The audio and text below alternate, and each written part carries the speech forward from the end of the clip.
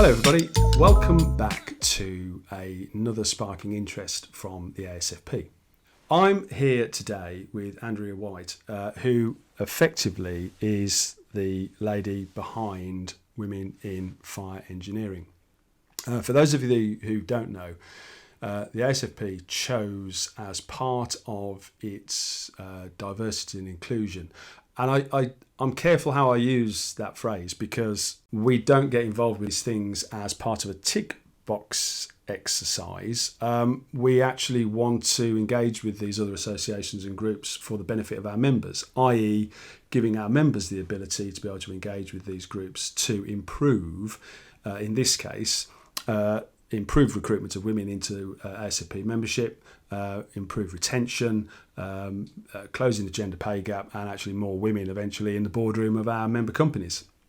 I haven't got the numbers, but by virtue of the demographic of individuals at our events and our awards on Friday, we still do suffer from men of a certain age as the passive fire industry as a whole. So these things need to change, and this is one of the ways that we can help our members improve. So, Andrea, good morning. Good morning. So a little bit of a montage from me there at the beginning. I think I got it right.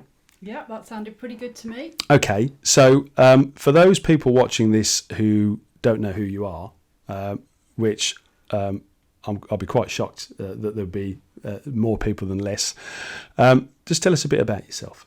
Well, I'm not sure that's the case, but that's very kind of you. Thank you.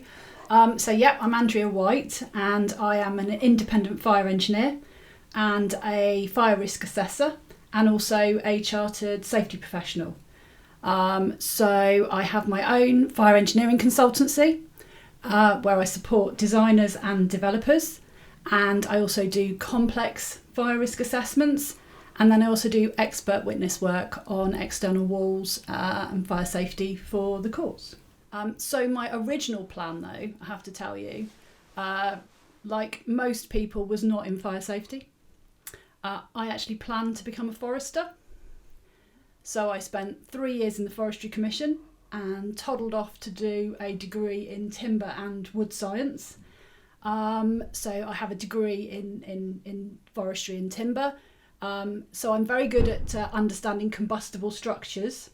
That was a benefit that I didn't see coming. But I didn't actually go into forestry. I went into estate management and managing buildings, looking after buildings. And I looked after buildings in a technical college, and also I looked after county council care homes from a sort of a property perspective, I suppose. And it was there looking after buildings that I discovered the world of health and safety, and the world of fire safety as well. I met some enforcers, but I didn't really understand their perspective. And if you can't beat them, then join them, I say. So I applied for jobs with the HSE and with the fire service. I was fortunate enough to get both jobs and had to choose. So I chose to go into the fire service and be a fire safety inspector. That was just over 20 years ago now. I became the first woman fire safety inspector in my county fire service. I was there for 5 years. I trained as a retained firefighter while I was there. Found I had an aptitude for fire safety, and quite frankly I've been hooked ever since, and here I am. Fantastic. So clearly a pedigree that would put you up there with pretty much all of your peers, I would imagine. Well, possibly. I mean, that's a kind thing for you to say. So the ASFP at the moment, I think we discussed this previously, is going on a journey of its own, in the sense that we're developing a competency pathway for our members, which will eventually lead to a ASFP quality mark, which is a combination of employees of our members, effectively their competency passport, evidencing of various courses that we define as applicable, and their companies that they work for, their third-party certification, and audits thereof. So you're a bit of an advocate of learning. So just tell us about where your sort of journey has taken you from an academic point of view. Yep. I think it's safe to say that you could say I'm a bit of a learning geek. I'll admit that I'm actually almost 50. And I reckon since the age of 5, when I started school, that I've had about 18 months where I haven't been learning. So that's in 45 years. Wow. So there's that rule, isn't there? The 10,000 hour rule in terms of expertise. And I added it up, and I'm well over the 10,000 hours. But I do think knowledge is a very powerful thing. And every job I've been in, one of my first questions has been, what are the study opportunities? Because, most jobs will offer you some sort of study opportunity. So, I've grabbed those with both hands, if I'm honest. So with the Forestry Commission, they offered me an HND in Business and Finance at night school. I took that over 3 years. When I was in estate management and looking after buildings, I did the NEBOSH certificate in health and safety, and then self-funded the NEBOSH diploma. When I was in the fire service, they were offering an HND in fire engineering, and obviously the fire service college modules as well. And then when I was a fire safety consultant, I decided to self-fund a master's degree in fire engineering, primarily because I wanted to go back to the timber and explore lightweight timber frame construction and the validity of stay put policies. So that was my sort of thinking behind that. And then lockdown was a terrible thing. The pandemic was a terrible thing. But actually, I was very keen to try and find the positives in it. And one of them was the opportunities for online learning. So I have to say a huge thank you to Exact. I did a lot of Exact courses over the pandemic, and for me personally, they've been amazing. I did the RICS external wall course. Yeah. And I also did the ASFP's level 3 in passive fire safety.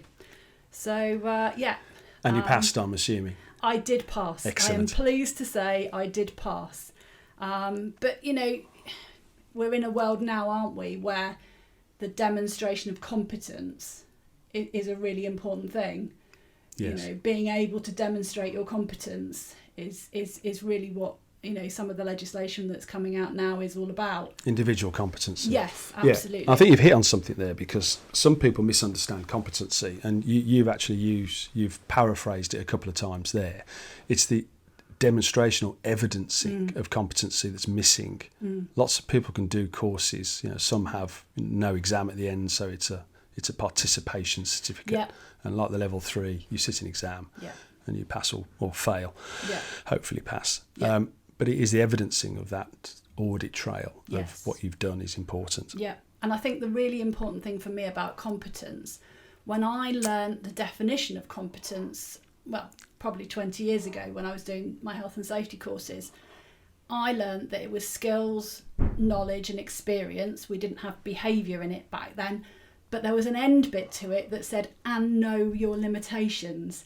And I can't find that now written anywhere, but it's actually a really important part of competence, is going, tell me the job. No, that's not my bag. Yeah. That's outside of my competence. That's not for me. And it's great to think, okay, well, it's outside my competence slightly and I can find some assistance to be able to do it. But if it's, a million miles out of your competence and you don't have any, appropriate support that you can pull in, then it's really important that competence considers that knowing your limitations. I think that's quite interesting, because I wasn't aware of that. I mean, I'm aware of SCEB, skills, knowledge, experience, behaviours, and the former 3 influence the latter 4th. But I think it's interesting, this limitations thing, because, of course, commercially, service providers who are contracted as subcontractors would be loathed to turn away the opportunity to do certain works. And we're all aware of this. Somebody's brought in, somebody gets the contract to do, the full ceilings, and then they say, well, while you're there, can you put the lights in? And while you're doing the lights, can you fit the smoke alarms? And while you're doing that, can you? And of course, actually, if you look at what they are either competent or possibly indemnified to do, it begins and ends with false ceilings. Yes. And I think that's one of the issues that we have to get through, which is, where does one's competency start and end? Yeah, and it's really interesting. I mean, I've had my own business now for just over a year, and I've had people very kindly offer me sort of some guidance who've run businesses for a long time, and I can clearly recall some of them saying, right, what you do is when you get offered a job, you say yes, and then you work out how you're going to do it, and I can see the logic behind that, but actually, I mean, perhaps I'm very fortunate because as a fire engineer, there's nowhere near enough of us. There's way more work than there is, fire engineers, and I can turn work down. But, my first question to someone is, well, talk to me about the job. And for example, I don't do hospitals.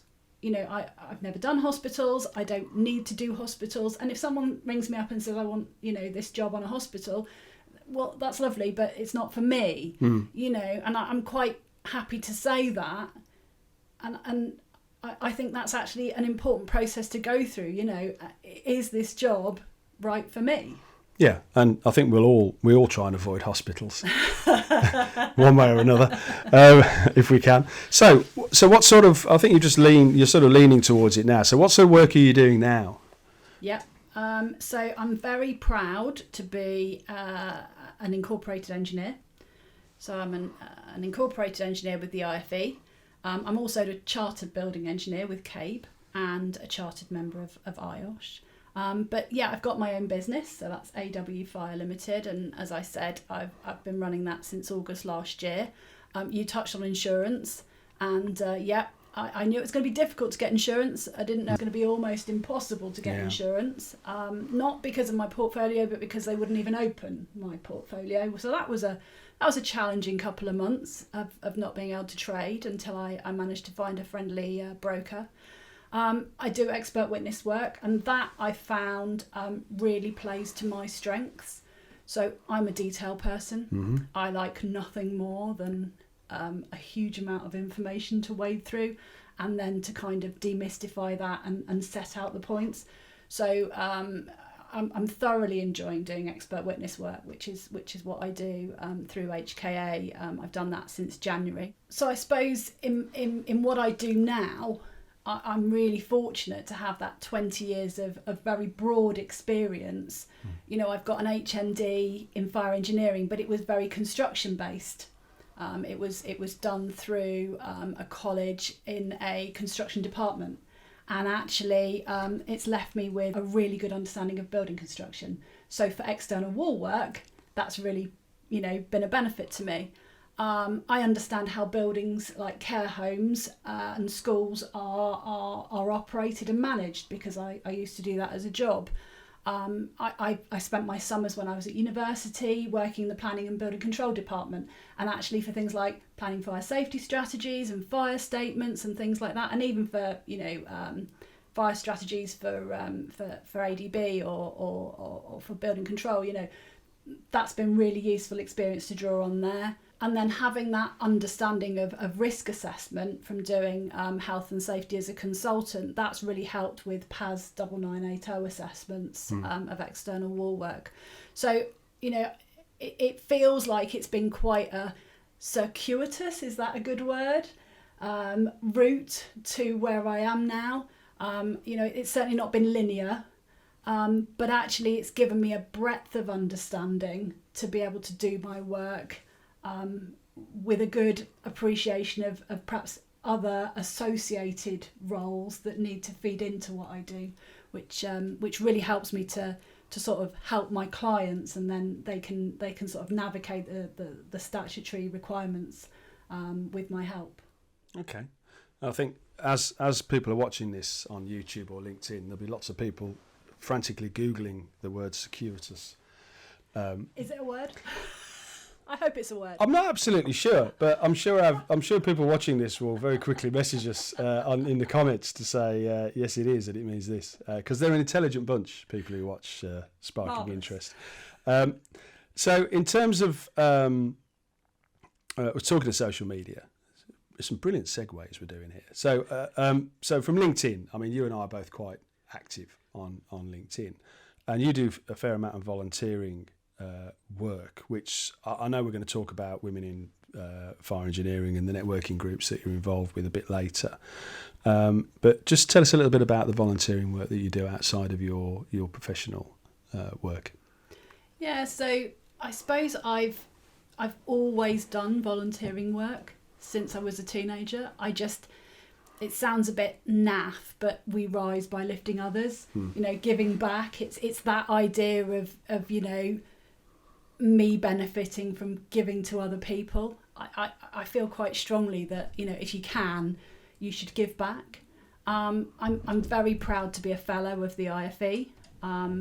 That's a sort of an ambassadorial aspect in terms of having given to the industry. Yeah. And interestingly, there's only 10 women fellows in the IFE in the world. I've been a reviewer and interviewer on the IFE's fire risk register, which is for fire risk assessors. I've also been secretary and vice president of the IFE Southern branch. And then just before the pandemic, I created a group called Fire Engineering at the Pub, which was just what it says on the tin, 4 fire engineers who were planning to meet at a pub every month near Petersfield. And then we had the pandemic. It took us 18 months to get to that pub. We did online calls with a drink next to us, but it did take us 18 months to get to the pub. But I also used that time during the pandemic to learn how to do LinkedIn. I was on it, but I didn't really understand it, and I thought, you know what, I'm gonna learn how to do this. And yeah, so I'm at the other end of that now, and it's a scary beast. It can take over a bit, can't it? I think if you look at the pre-COVID and during COVID stats from social media platforms, they went off the scale, I think is probably where we got to. So let's talk about women in fire engineering, because I think that's sort of what we're primarily here to talk about and give a plug to, give exposure to, not only give exposure to you and what you're doing, which is some fantastic work, but also expose it to our members, to give them the opportunity to engage with you. Because that's sort of what we are, part of what we do here at the ASFP is there are things that we directly support our members with, and there are other things that we sort of assume the role of facilitator. So we're like a dating agency for professionals within passive fire. All right. Max is smiling. You can see him sat behind the camera, thinking. I'm getting a bit worried here. Mike's gone off at a massive tangent. Yeah. But anyway, so let's talk about the group. Let's talk about its demographic and those people involved, because you do have a significant number of people that are now signed up to this group. We'll come on to that in a bit. But let's have a quick chat about the demographic and who the people are mainly involved. Yeah, so, I mean, going back to the pandemic, I sort of sat at home and thought, what would I have liked to have 20 years ago when I was the only woman in my department of 60, and I just didn't feel there was a support group, and that I thought would have been a real benefit to me back then.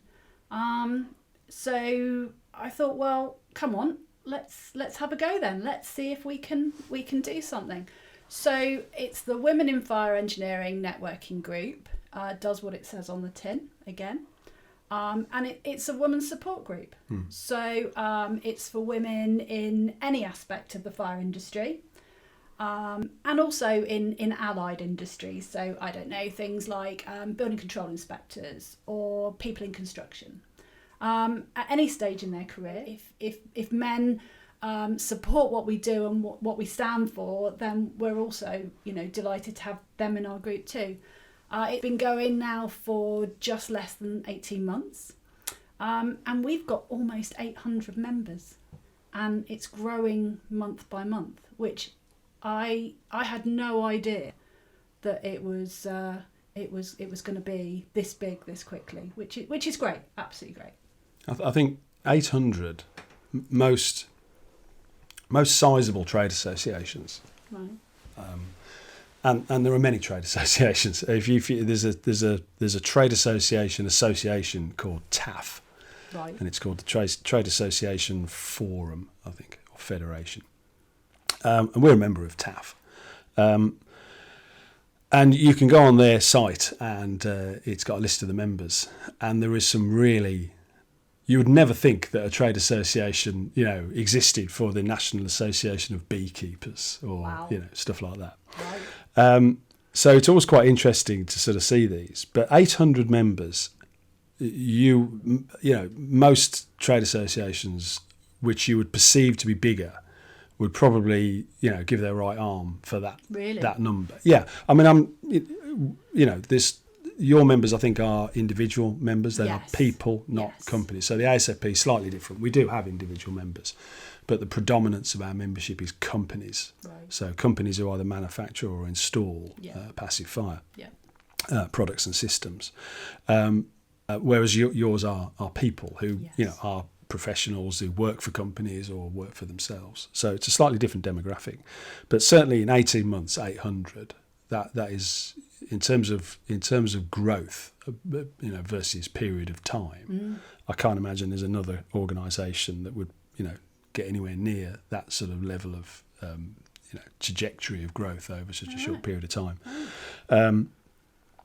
Some associations have topped out because they represent an industry, and if they have 95% of the people in that industry, where do they go? Yeah. I mean, going back to the beekeepers, if you suddenly change it to National Association of Beekeepers and Wasp Exterminators, you might add another 50% to your membership, but of course you've got to change your association demographic. So that's really encouraging. I think one of the things to think about is actually, how much more have you got to go at? Do you think you've achieved it? Is 800 everybody that you think you could possibly get, or do you actually think you're only is it the tip of the iceberg, so to speak?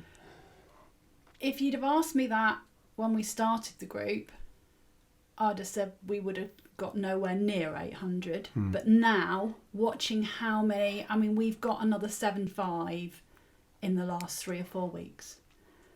Wow. So, you're So about 25 a week run rate. I think it's hugely dependent on how much publicity we Yeah. have. We've just been to London Build. That's obviously, been a promotional opportunity for us. But I can see us continuing to grow because we're getting so many more publicity opportunities. Yeah. Things like ASFP TV and stuff like that, which we're absolutely so proud and more than happy to support you with, because, as I said at the beginning of our little podcast here, is that, ASFP has chosen to support women in our industry, whether that's through women in fire engineering, women in fire safety, or women in construction. So moving on from the demographic, do you want to tell people about the sort of the objectives and the values of the group? Yeah, so our strap line is support, develop and inspire. Yeah. That's our 3 aims really. And in terms of core values, what we're really trying to do is to create an inclusive and supportive environment for anyone really who wants to participate in what we're doing. We want to make sure that things like questions are welcomed.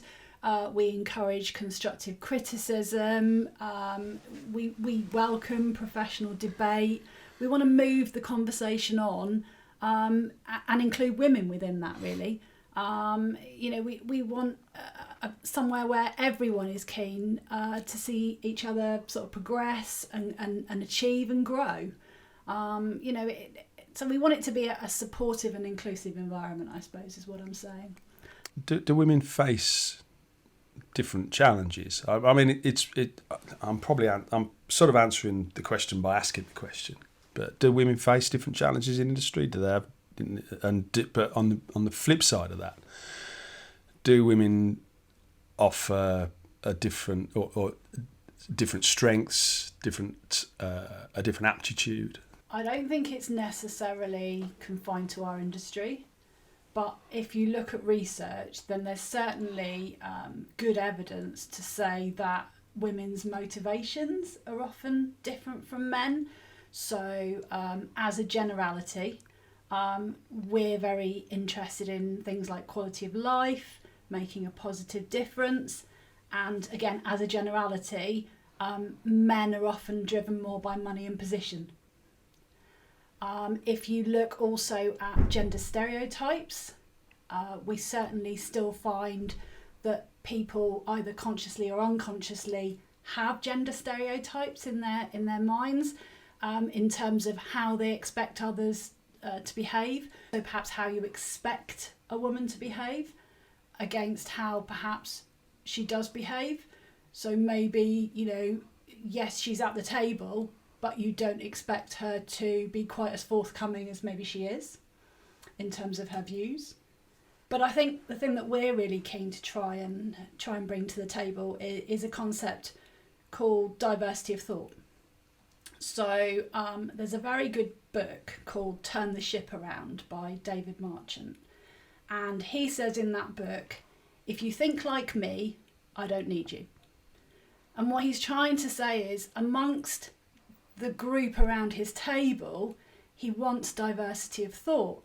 He wants people to come with different experiences, different perceptions, different backgrounds, because research has shown if you increase the diversity of thought around the table, you make better decisions collectively. But you've got to have that diversity of thought around the table.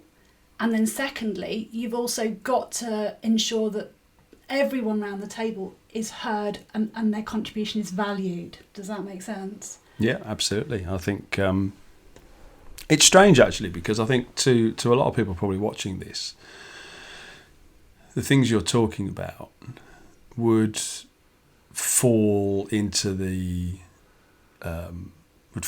subject matter of common sense. But of course, see, that's where common sense is where, of course, it ends or begins and ends quite quickly. And I suppose, sorry, Max. I suppose, on the one sense, recent reports, from the Met and now London Fire Brigade show that you can't rely on common sense generally to make sure that that proper governance is applied. So I think on that basis, and we're at the ASFP, I think trade associations fall into two categories. It was interesting you were talking about sort of stereotypes. I'm sitting here being the typical stereotypical member of the ASFP, although I'm not a member anymore. I was a member, I'm now an employee. And the reason why we want to get engaged with organisations like yours and talk to you and get our members to engage is that actually, like I say, we want to be the facilitators of that change. Our core work is to improve standards in the passive fire industry. However, as we've grown as an association and as things like these podcasts and our reach and our voice have developed over the last few years, we've decided to develop our role outside of that to be a more rounded association.